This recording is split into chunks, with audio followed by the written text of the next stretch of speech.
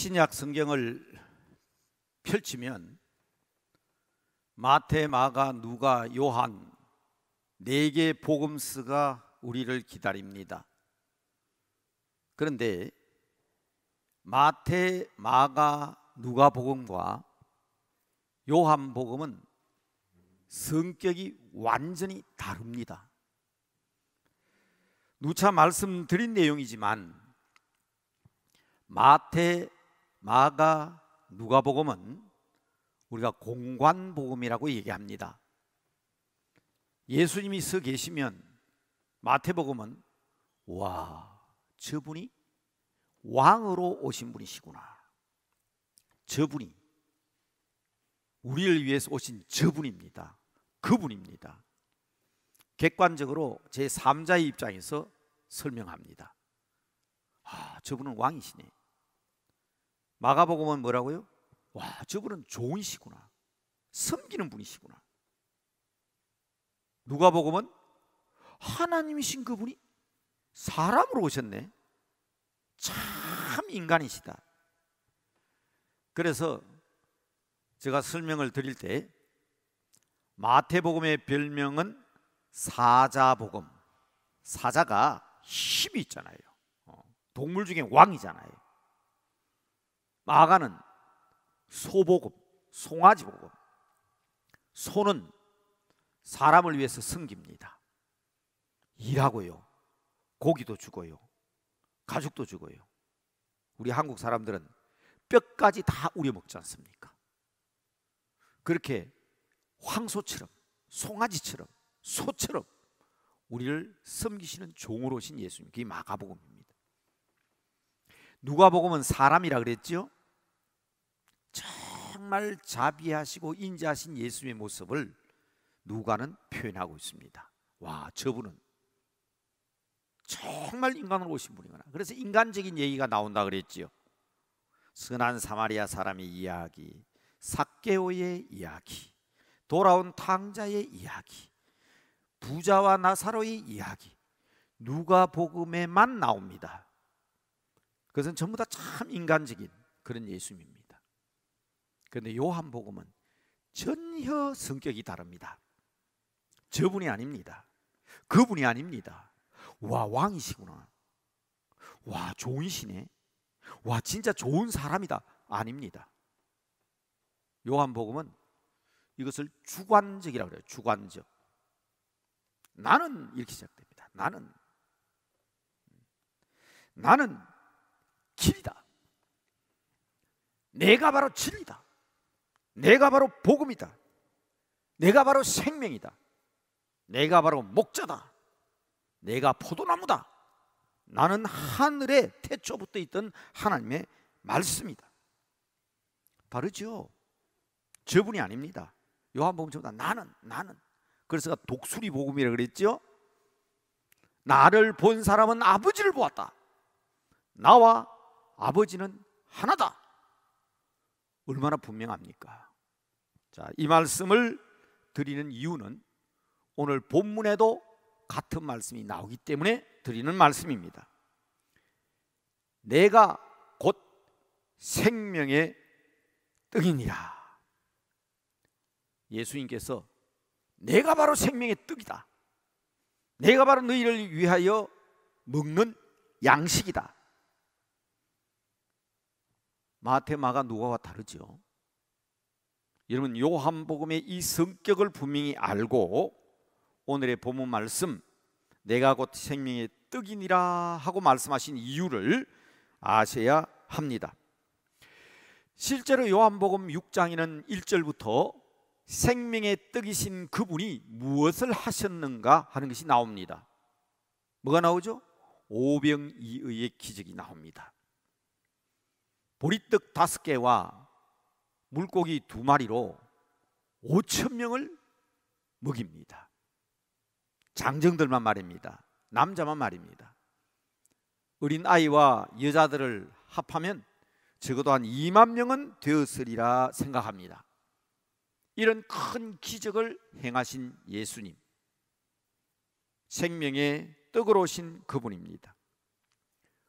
6장 16절 이하에 보면 무리들이 이렇게 떡을 나누어 주니까, 고기로 배불려 먹여주시니까, 예수님을 따라 나서니까 예수님은 한적한 것으로 피신을 하십니다. 어디로? 산으로 올라가십니다.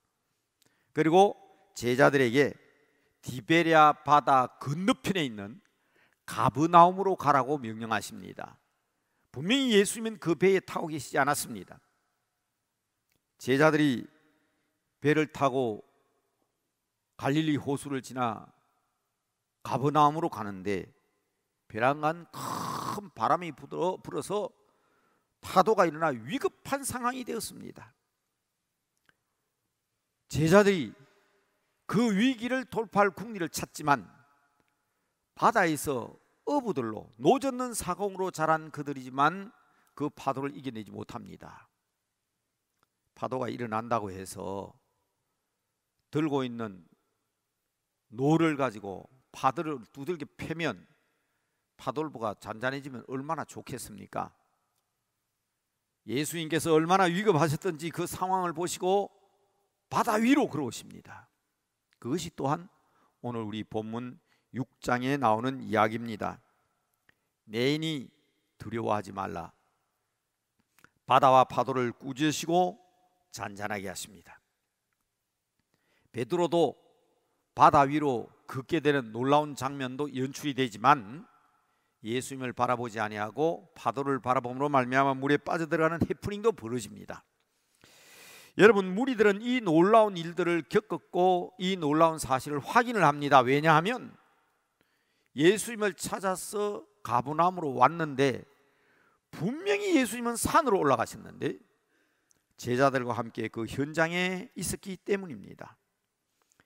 그래서 무리들은 그것을 보고 매우 놀라워하고 있습니다. 그때 우리 주님께서 하신 말씀이 있습니다. 여러분, 우리는 하나님의 일을 한다, 주의 일을 한다 하는 말을 합니다. 왜 장로를 세웁니까? 왜 집사 권사를 세웁니까? 주의 일을 하도록 하기 위해서입니다. 이번에는 코로나로 인해서 기한이 매우 짧습니다. 그래서 장로 교육도 4개월 만에, 9월 말까지 4개월 만에 장로 교육을 마쳐야 됩니다. 오늘 몇 명이 당선될지 모르지만 끝나고 나면 제가 바로 연락을 드릴 겁니다. 오는 수요일부터 바로 장로 교육을 시작합니다. 이번 교육에는 우리 교육자들도 동참하겠지만 시무장로님도 모두가 함께 어렵지만 이렇게 한다는 것을 보여드릴 생각입니다. 목사님 수요 예배가 끝나고 나면 8시 반 9시가 되는데 교회를 섬길 수 있는 사람은 9시면 어떻고 10시면 어떻고 11시면 어떻습니까? 밤 12시가 넘으면 안 됩니까? 여러분, 저는 그런 각오를 지금 하고 있습니다. 교육받는 사람만 그런 게 아니라 함께 교육에 참여하는 목사도 동참하잖아요. 그런데 여러분, 하나님의 일을 하는 사람들에게 제일 중요한 것이 있는데 주님께서 오늘 친히 말씀하십니다. 요한복음 6장 29절 말씀을 함께 보시기 바랍니다.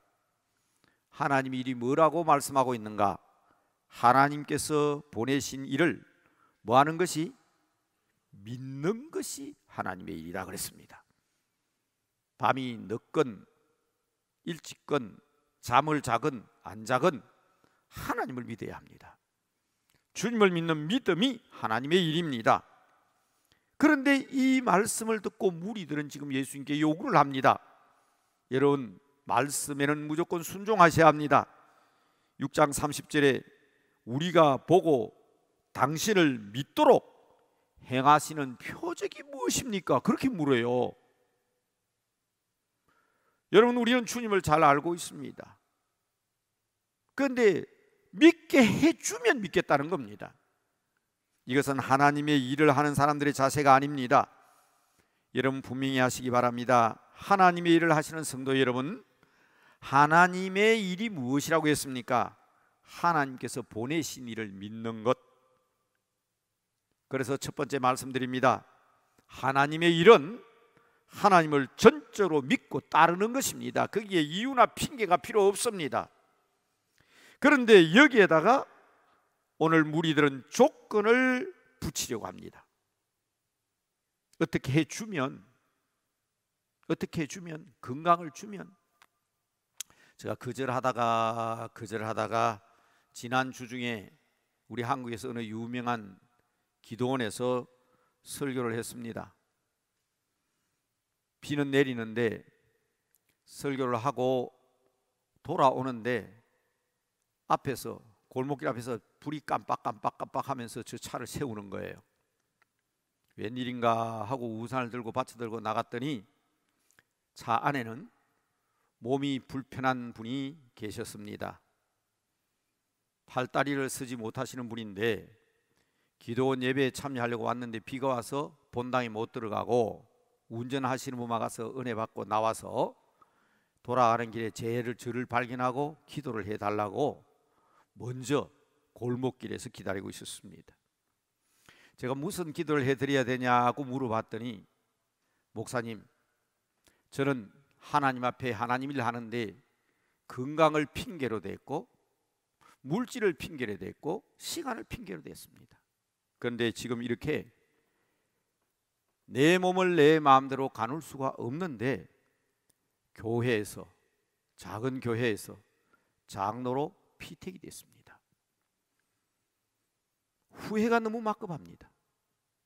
마음대로 뛰어다닐 수 있을 때, 건강이 있을 때, 물질이 있을 때, 시간이 있을 때 주님을 믿고 따라야 되는데 저는 늘 핑계했습니다. 물질을 주시면, 시간을 주시면, 건강을 주시면 교회를 열심히 섬기겠다고 했는데 왜 이 모양이 되고 난 뒤에 제가 장로로 피택이 됐는지 모르겠습니다. 목사님 기도해 주십시오.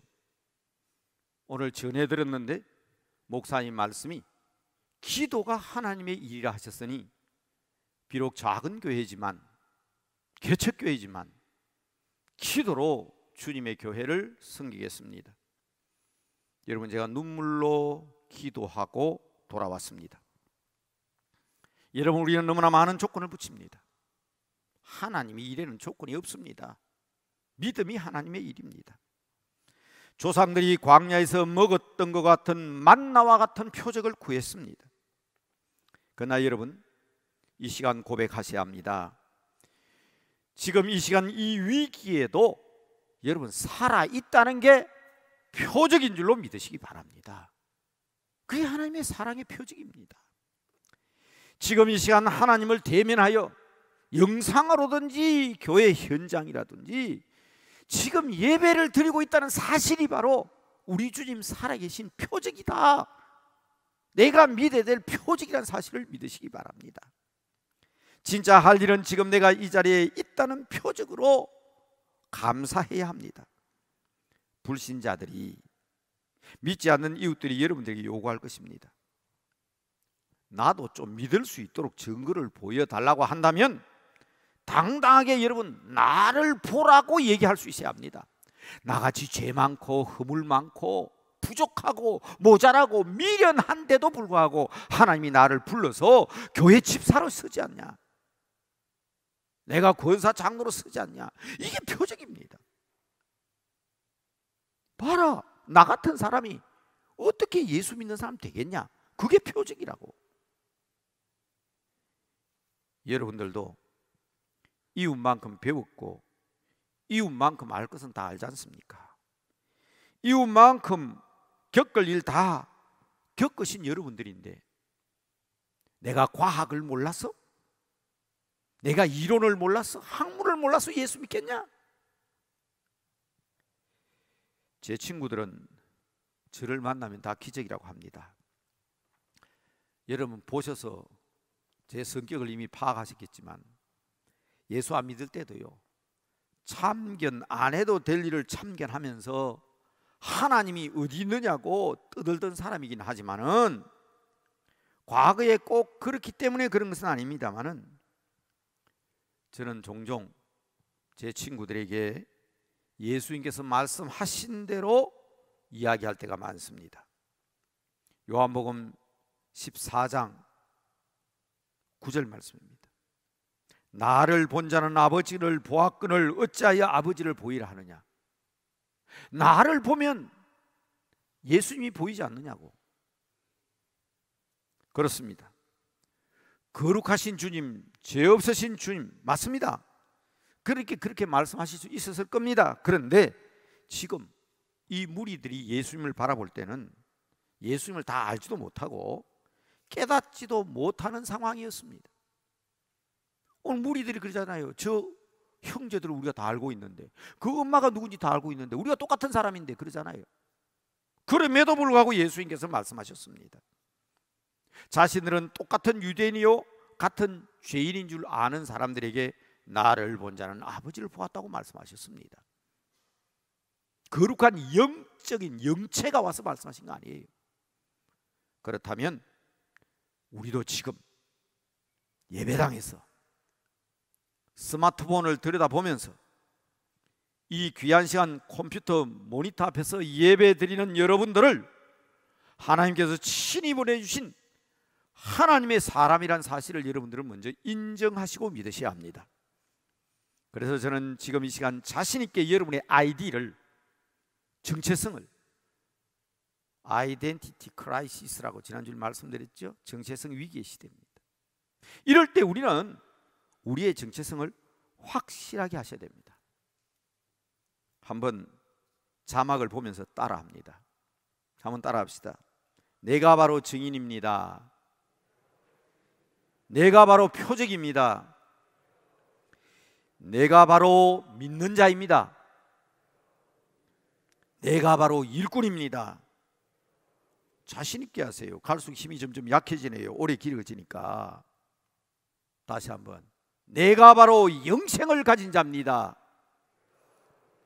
믿으시기 바랍니다.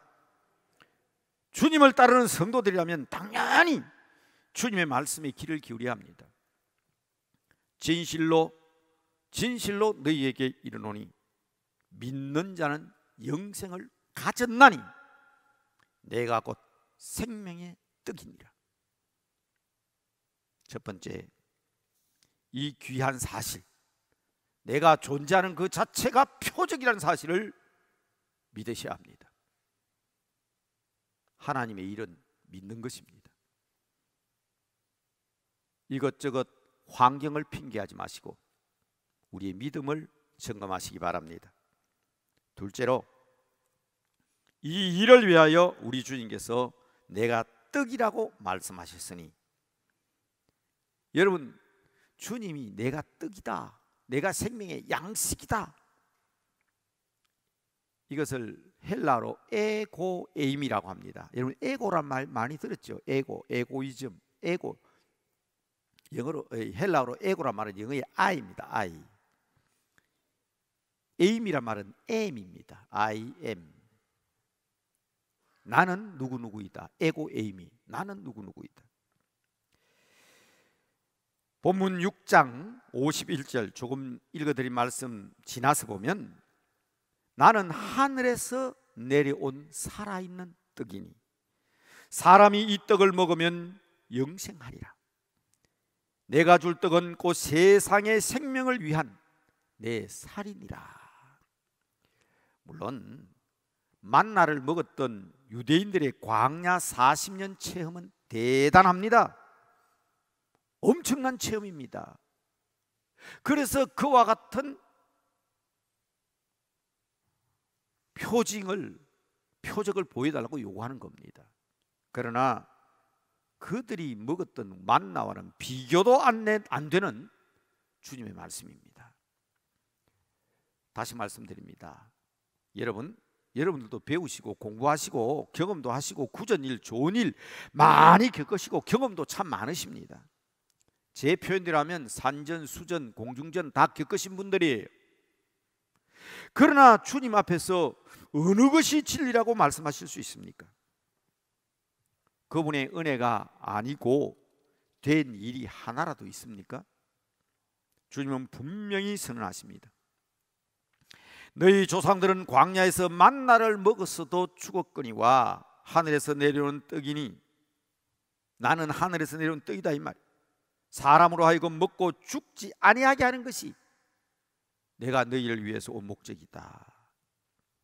이런 이 말씀에 대해서 이다 아니다 이야기할 분들이 계십니까?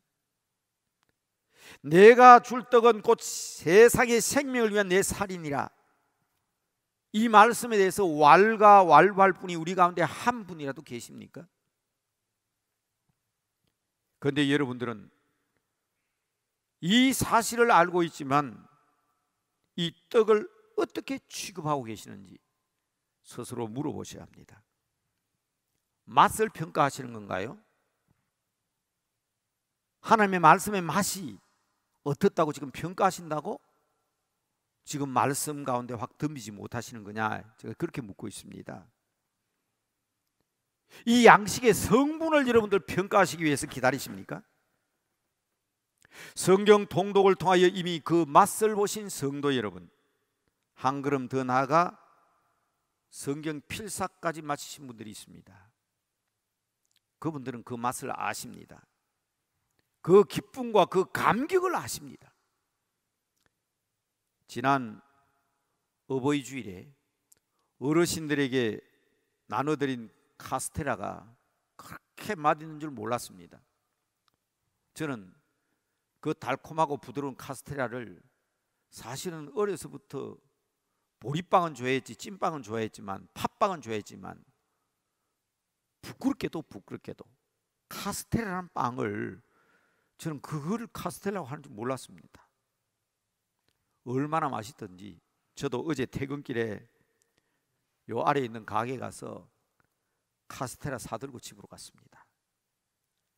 그런데요, 그 카스테라가 아무리 부드럽고 맛있고 영양이 풍부해도 영생의 말씀인 하나님의 말씀과 비교할 수 있습니까?